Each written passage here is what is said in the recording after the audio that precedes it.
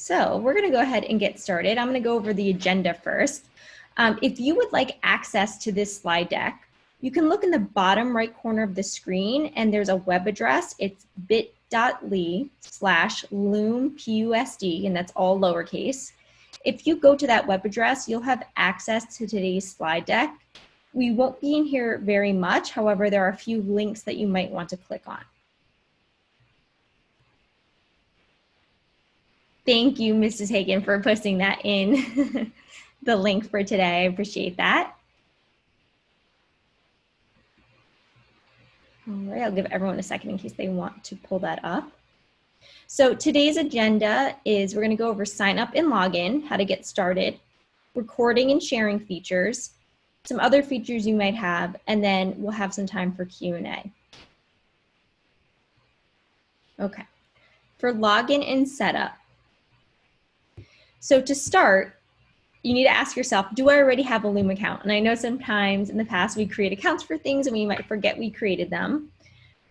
If you already have a Loom account, your next step, so yes, if you have one, is to email education@loom.com. And this is because Loom has guaranteed for all educators the free professional version for life.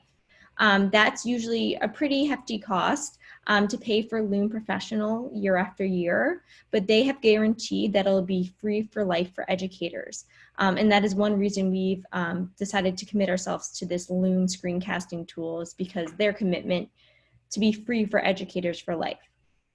So if you already have a Loom account prior to COVID, you'll need to email them at education@loom.com and let them know, hey, I'm a teacher at PowaUSD. Here's my PowaUSD email, and they'll apply that 100% discount to your Loom Pro subscription. If you do not have a Loom account, you need to go ahead to loom.com/signup. Put that in the chat in case you want to copy and paste it. And we recommend that you sign up with Google. So you'll see this bar down here where it says sign up with Google and the Google symbol. We recommend that you click that rather than sign up directly with your email address, because this will then sync with your Google Drive. It just makes it a little bit more accessible and easy for sharing, especially if you plan on putting any of these videos in your Google Drive. So again, click that sign up with Google and use your PowaUSD email address so that they can verify that you're an educator.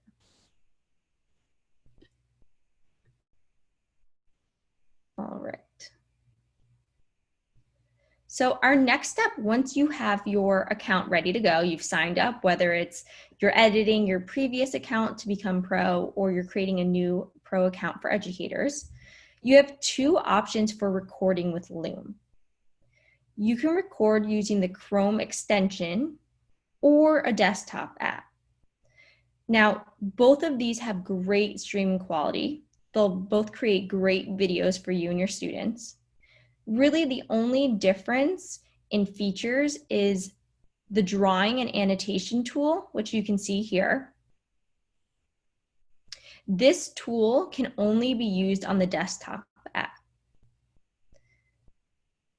This tool cannot be used on the Chrome extension. There's also one more tool, which is the highlighted cursor. Notice as this video clicks that it turns yellow around the cursor. That is also only available in the desktop app. Besides that, these two forms of Loom are the same video quality. Now, given that most of our teachers are on many different devices, some of us are on Chromebooks, some of us are on desktops, some of us are on MacBooks, Chrome is universal. So no matter where you are, what computer you're on, you can always use Chrome. So today for our examples, we are going to be using the Chrome extension. Now in the slide deck, if you want to download the Chrome extension, you can click here where it says Chrome extension, and this will pop up here.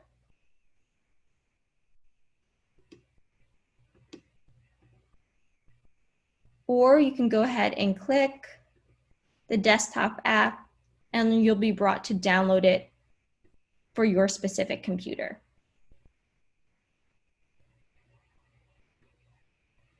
It would work, the desktop app would work on a MacBook. Anything that has storage on it, that has memory, would work for the desktop app. A Chromebook does not have storage on it, so the desktop app would not work on something like a Chromebook.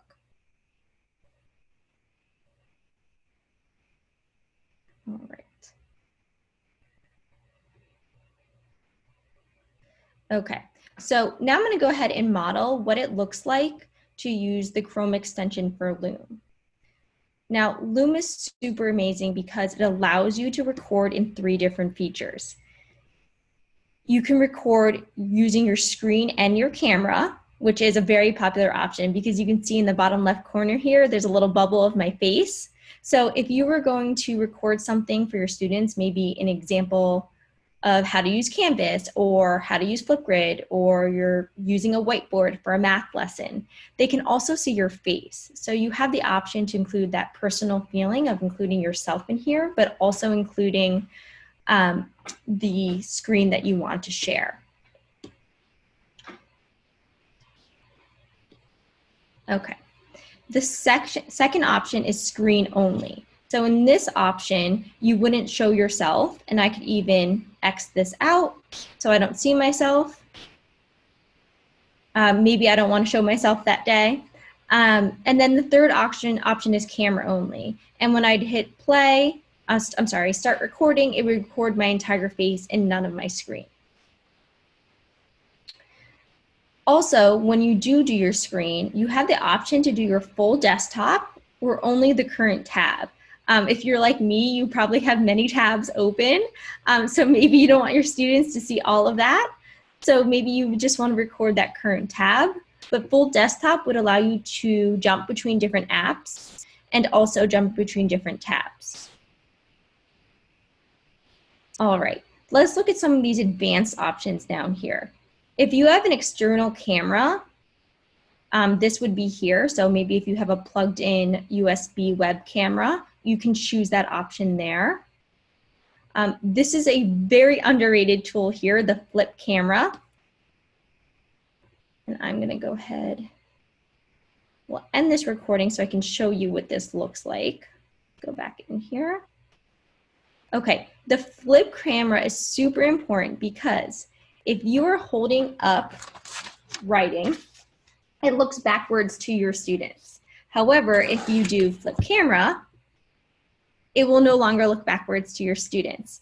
That's super helpful. I know, especially when we're modeling things with students, if we're using a whiteboard and we want to hold it up, you can turn off or turn on this flip camera, and you can see me flipping in the bottom left corner.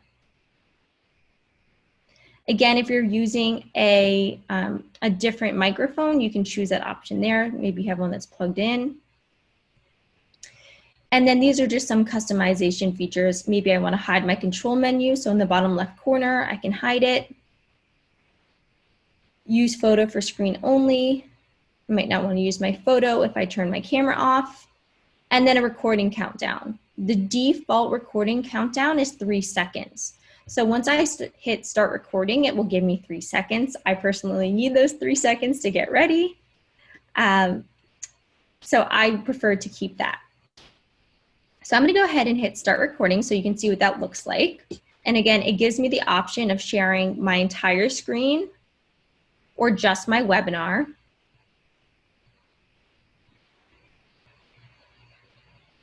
So now I'm recording, and I know that we're recording right now because it is green right here. As long as it is green right here, I know that we are recording.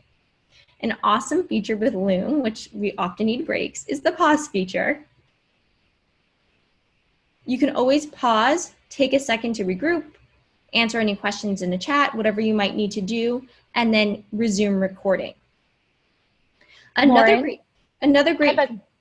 I have a quick question for you. Sure. When you're in the middle of recording a link or a screencast at the bottom, is there an option for you to change the modes that you are using to record? Or once you start, are you only committed to that specific mode of recording? So I can actually that's a great question. I can actually make my camera bigger as I'm recording and kind of take over my screen.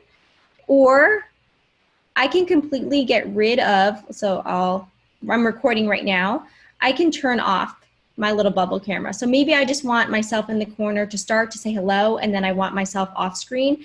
You're able to do that as well. I can't go into the main feature and completely switch over modes, but if I'm in both modes, I can turn the camera off. Does that answer the question? Any more questions, Amy? Wow. Just what would be some suggestions for using a docu camera? Just making sure that it is showing up on your screen and hitting record, screen record. Recording from a docu-cam. Some benefits of, I mean, the docu-cam to me is kind of just a personal preference. If you are not wanting to use the whiteboard on the computer and you prefer to use your docu-cam to handwrite things, that's fine. Screen recordings, I would say, are most commonly used for modeling how to use a tool. So maybe the students are using Flipgrid for the first time, or you're giving them directions on how to use Google Slides. This would be a great way for you to record yourself using the tool itself, the digital tool, and also for them to see you. You can use the docu-cam also, though, if you still want your face on the screen and you want your handwritten drawing or whatever you might be doing on the docu-cam for the students to see. All right. So once you're done with your recording, you can click down here, finish recording, and then immediately a link pops up. This link is kind of like that Google link. So if you're familiar with Google sharing, this is very similar with that. You have several different options. The default sharing option is that only people with the link can see your video. I highly recommend this, as you might be talking about students, or you might be using personal data with students using their full names, that we want to make sure that we keep it private. We would probably not want to use the public one unless it was something that you're making for a wider audience. But with our students, we probably just want to keep it with the link sharing. And then another form of security for this is also to add a password. So maybe students, you share the link with them, but then you also ask them to enter a password.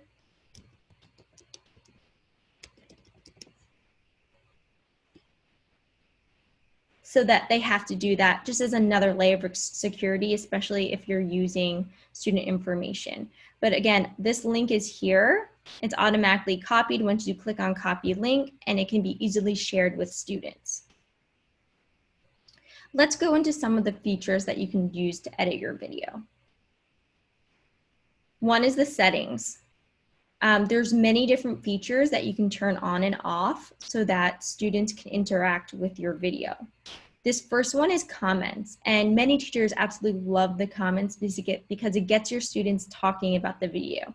So down here, they might comment, great video, or they might say, I have a question, I don't understand.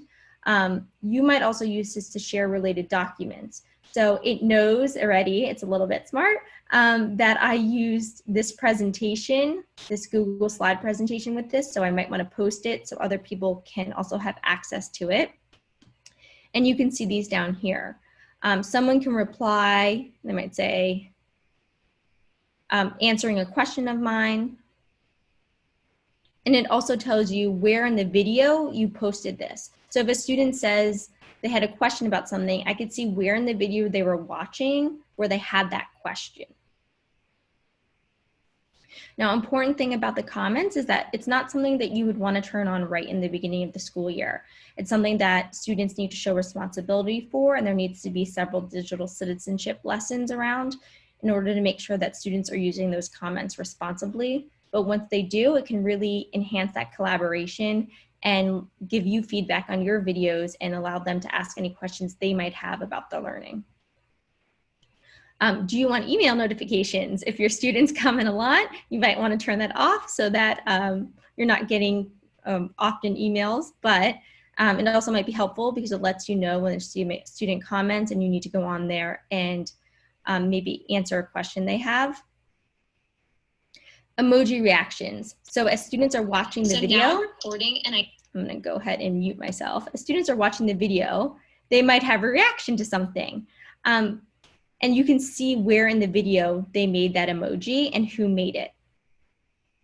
This is a great way to ease students into the comments. So maybe before they show their responsibility and they've proven their digital citizenship for using comments, you might allow them to use the emojis first as a way to get them used to interacting with the video.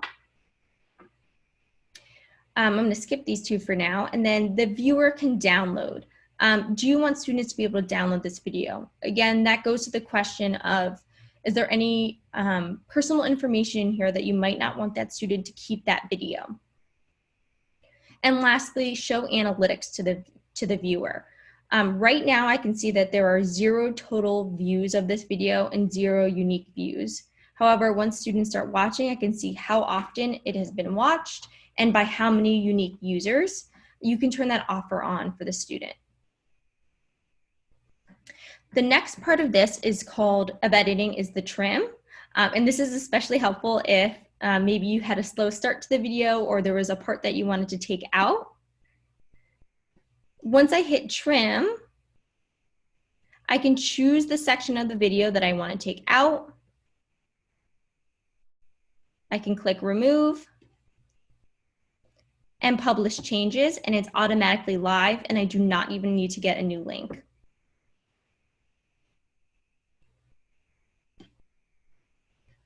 I'm gonna go ahead and, oh, there it is. Okay. Now, this is another feature of the Pro that you do not have in the free account that I absolutely love, and that is our call to action button. So now pause that there. The call to action button makes our video interactive, allowing them to click on something within the video. So maybe I want them to go to Flipgrid after my lesson. Maybe I want them to respond on Flipgrid. So I can put a clickable button right into my video. I can even change the color of it and what it looks like. And that button will go automatically in my video. So as students are watching it, I might reference it and say, now please pause the video. Now that you've heard my lesson on rounding numbers, please click Flipgrid and answer my question on rounding numbers. And then they might come back to the video. So it's just a way to make sure if you want to share any links or resources that is right there and accessible for your students.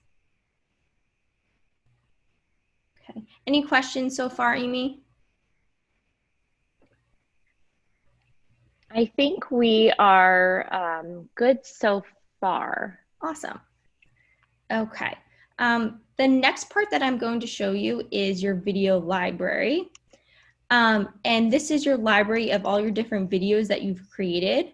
And again, it kind of looks like that Google Drive, and Loom set this up purposefully to make it a bit similar. You can see I've created folders here. These folders you can share with your students. So let's say I might make a reading week of 9/15. I can share, oh, it doesn't let me put that in, 9/15.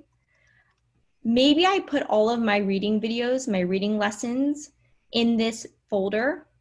This way, I can just share this folder with my students rather than each individual video. So that's less work on my part, so that students know that they can just go into this folder and find all the reading videos they need for that week, as an example.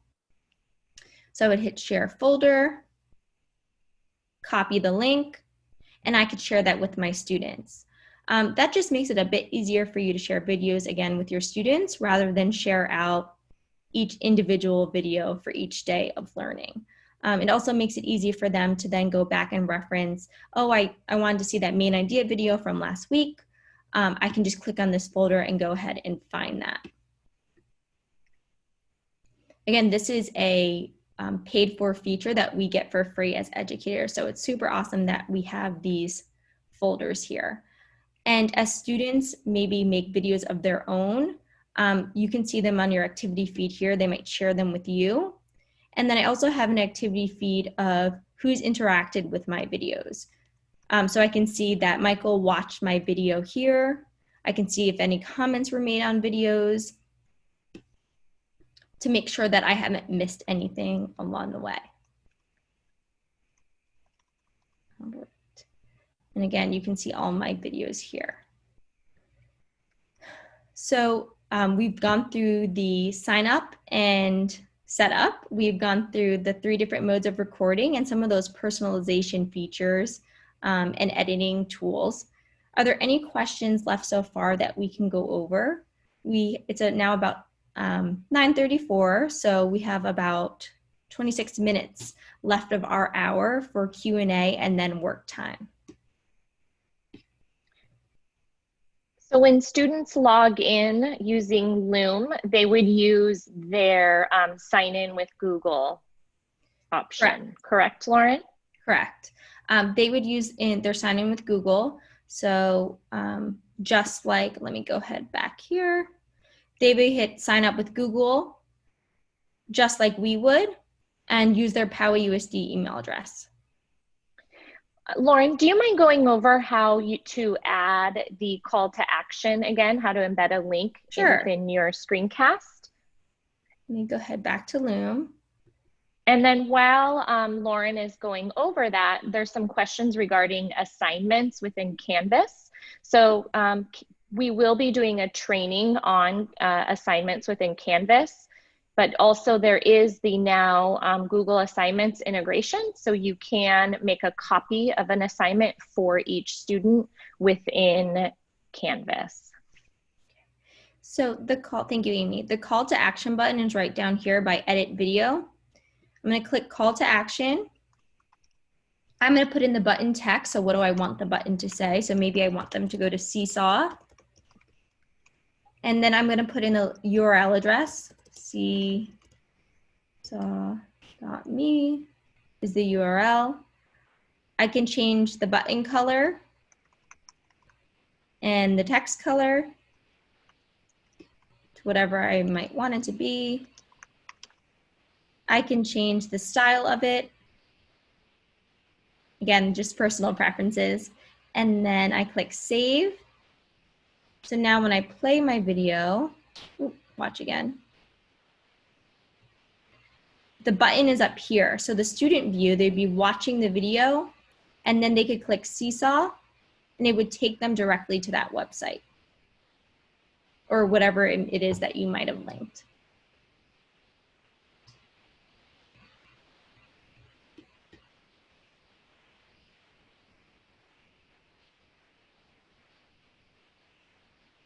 So when your students eventually start watching the video, it's not here now, but when they do start watching the video, it'll show you unique views. If your students are logged in and they created an account, you can see exactly who it was that watched it. However, if they are not logged in and they're just viewing it from the clickable link, it'll just tell you the number of unique views. So if you're not doing this through Canvas, you would not be able to see who exactly was viewing it, just how many unique viewers saw the video. Something that you could do is put this in Canvas to know who clicked on it and who watched it. You could also have them respond to it in the comments section to know that they saw the video. However, there's no way to see if they watched the entire video or who clicked on it just from the Loom link. You would have to put it in Canvas.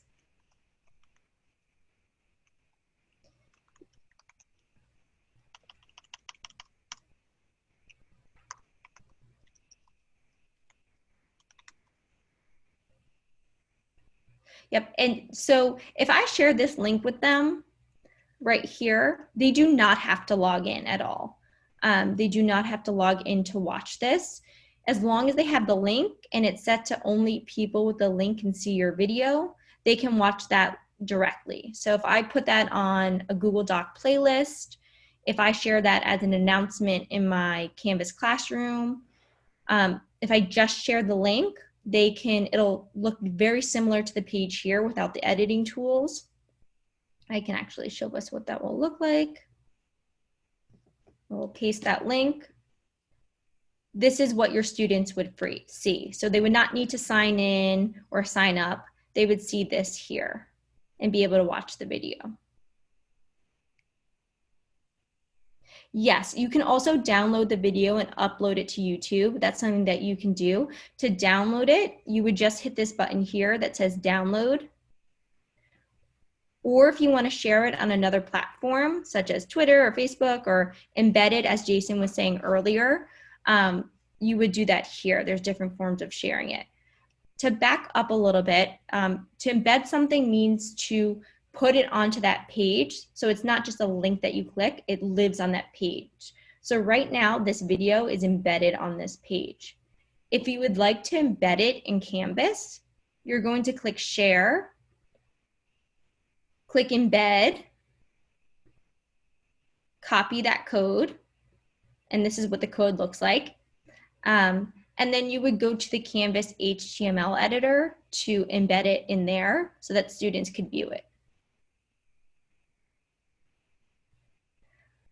For those of you that feel like you have a strong understanding of Loom, please feel free to go ahead and spend the rest of the 20 minutes on your own working with Loom, and we will be here to answer any questions that you might have. I want to make sure that if you're staying in today's session that we are answering questions that are relevant to you. Thank you for those that attended today. We hope this was helpful for you in screencasting and recording your lessons. Again, if you have any questions, Amy and I will be in the chat room to answer any questions you might have.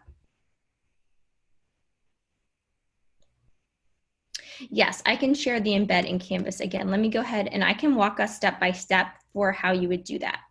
So I'm done with my video. Here's my regular link if I just want to share the link to someone. If I want to share it through Canvas, I want to put it on a Canvas page. What I'm going to do is click Share down here, and I'm going to go to Embed.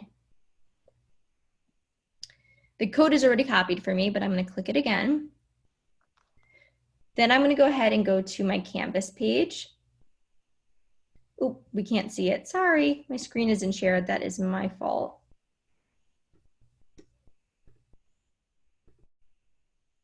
Sorry about that. Okay, let me go ahead and start over.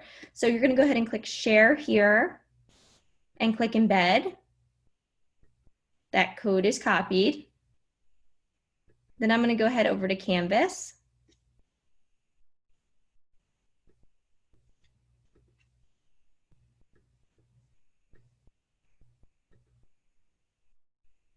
Let me see where my sandbox course is, where I practice.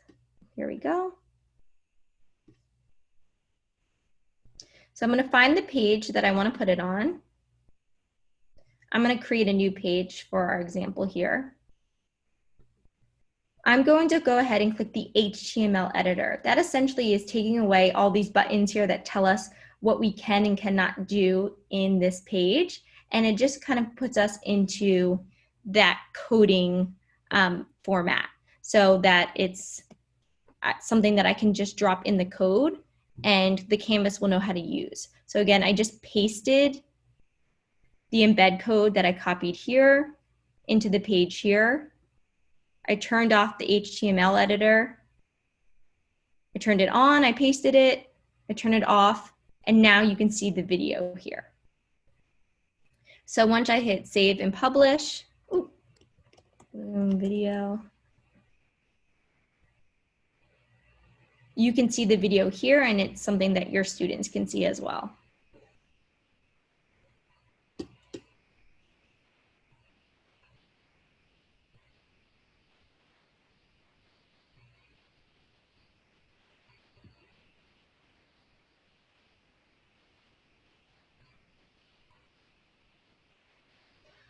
You don't have to turn off the HTML. I mean, I could have just saved it. So if I go back here, leave it in HTML and click save. Once I save it, it always goes back to show whatever it is that I put that code in for.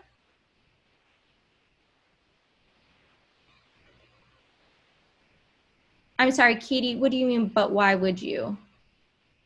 Can you clarify what you mean?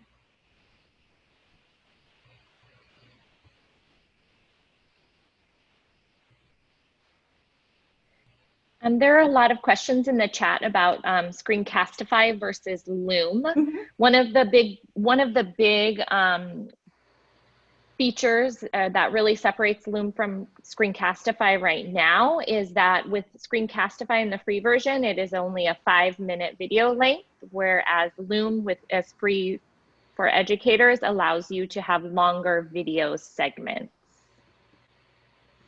So I see a question about what else can you do on this page. Just because I've embedded this video on this page does not mean that I can't add in other things. So if I want to add in a direction before that, I might say, go ahead and make this bigger so I can see it. Please watch the video and then do today's assignment, making this up as we go. So when I publish it, they can see whatever it is I've written. Again, I was just quickly writing something in, and they can also see the video.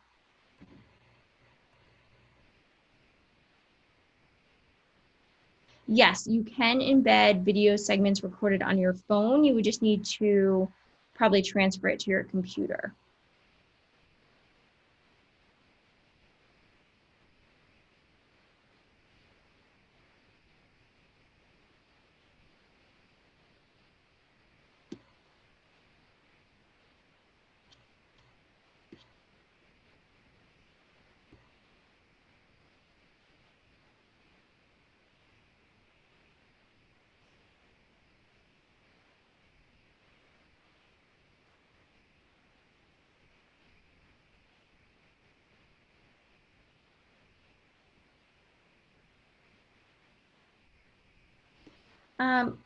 It depends on the age and comfort with technology of your students for how you introduce them to technology, but what can be really helpful is walking them through it, just like we walked you through this on this webinar, modeling it for them, and then being there if they have any questions as they work through it.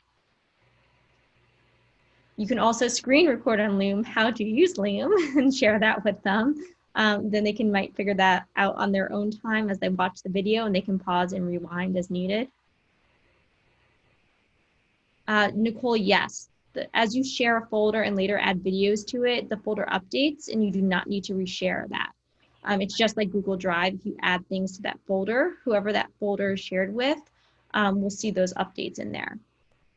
And teachers can add to the same folder as well. So that could be a great tool for collaboration. If you're collaborating with your teammates for recording lessons, you can all share those same folders for students to access. You do not need to install the desktop app with the Chrome extension. Only if you want to use those annotating drawing tools do you need that desktop app.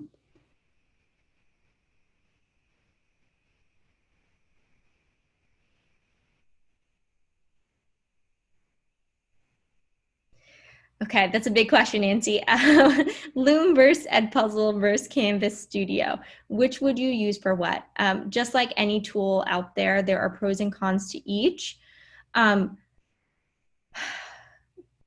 If you are using YouTube videos, so a video that you did not create, you definitely need it to go into Canvas for students to view that video.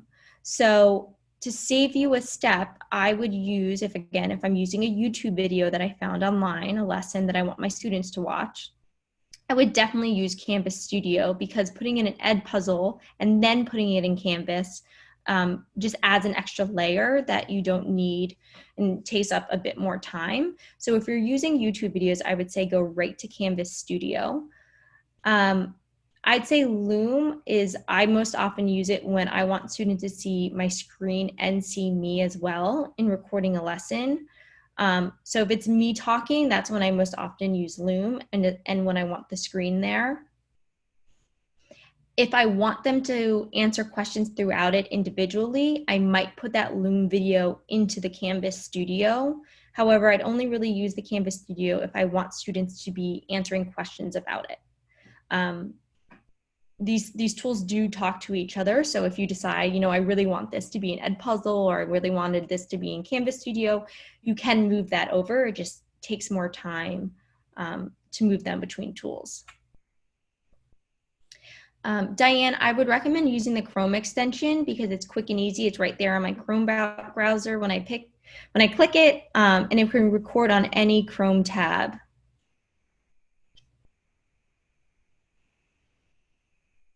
If we copy the link.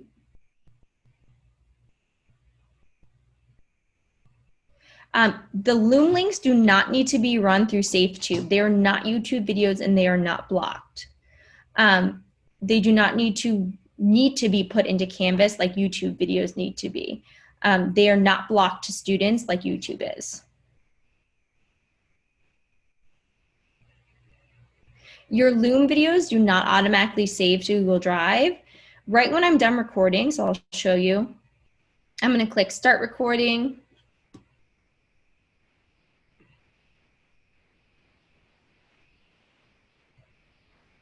Once I click Finish Recording down here, automatically another tab popped up and a link was created.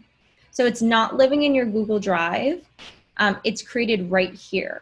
If I'd like to put it in my Google Drive, I can download the video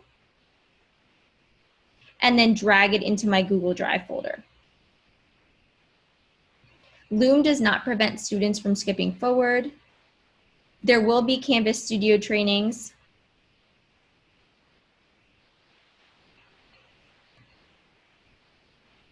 If students would like to use Loom, they do not need to sign up to watch your videos. However, if you would like them to be creating Loom videos of their own, we recommend they go through their Google PUSD.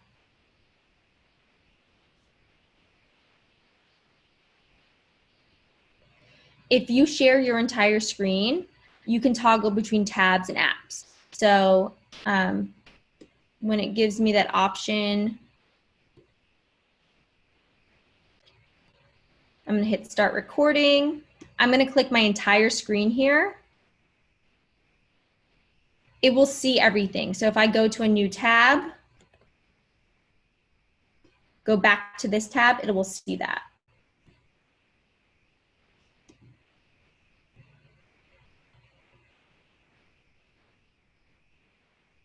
Students do not need to join Loom to access the link. Anyone who has the link can view the video. They do not need to be logged in. So let me show you that again. I'm going to copy this link and I'm going to go ahead into a guest browser, meaning it doesn't recognize that I was a creator of the video. And you can see it's saying I could sign in at the top, but I do not need to in order to watch the video. You cannot prevent students from controlling the screen as they're watching it. I'm not sure exactly that. Oh, the speed. No, they can watch the speed at whatever speed they would like to. This is not something you can toggle in your settings because it's a user setting.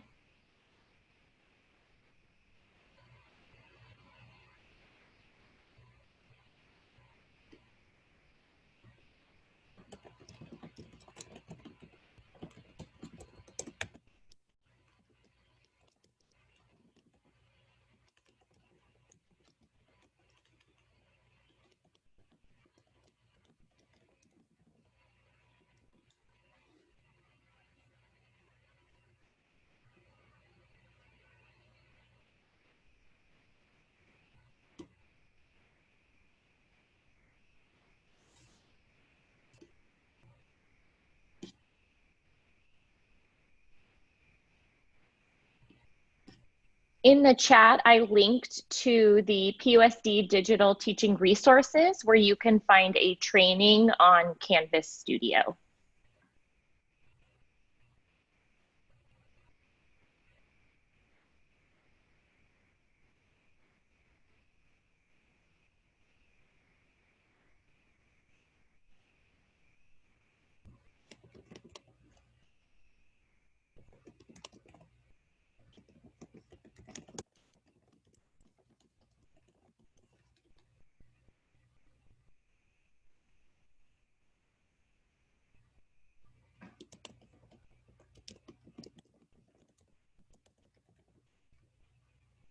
Lauren, do you mind going over how to access the whiteboard? On Zoom, there is no whiteboard on Loom. Shannon, is that what you're asking on the Zoom whiteboard?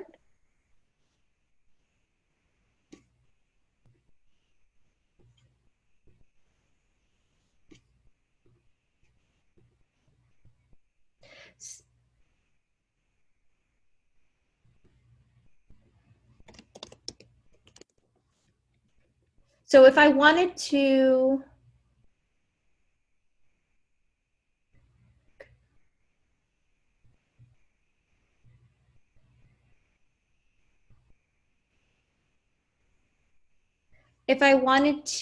use a whiteboard in Loom, I might go to a whiteboard website like Whiteboard.fi. You would have to go to a whiteboard website or use a DocuCam with an actual whiteboard.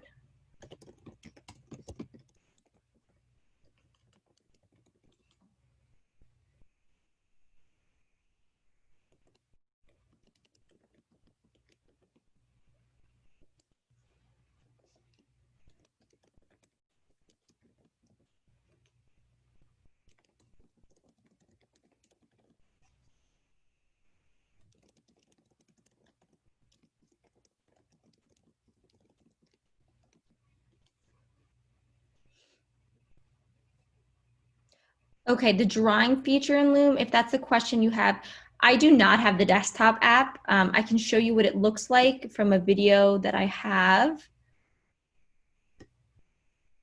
The drawing feature looks like this.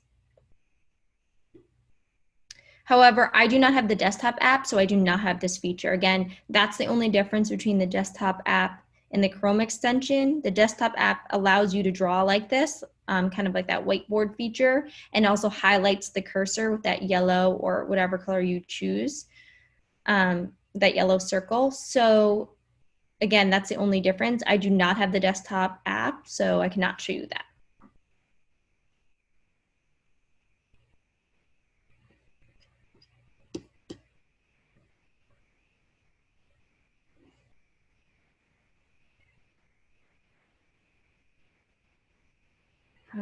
We do have many questions coming in, so and we only have about 5 minutes left. Some of them are even coming into our personal direct message chat. So we just prefer to make sure that we can answer all of the Loom questions first. If you have any questions about additional tools or trainings, please feel free to email edtech@powausd.com or refer to the training catalog where you originally found this link.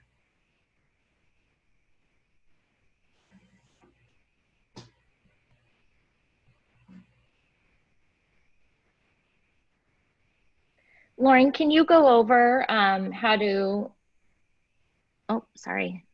split screen and show uploaded docs? I'm sorry, could you say that again, Amy? Sorry, I'm trying to read this question really quickly for what they're wanting to see.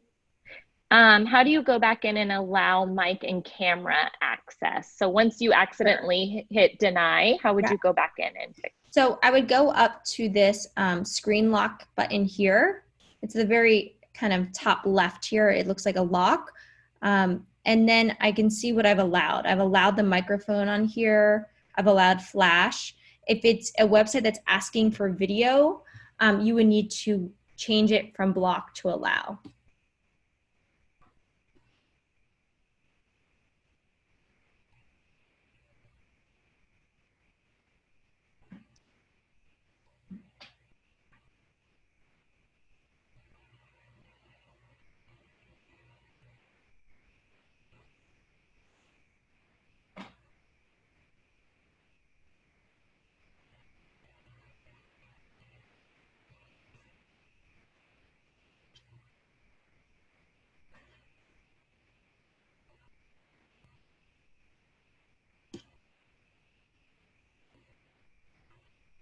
All right, thank you everyone for participating today. If you would like to watch this again, this will be posted within 48 hours of today's session. We also have an afternoon session if you would like to attend again, or if you have any other questions, feel free to reach out on the webinar or email us at edtech@powausd.com. Thank you so much, everyone.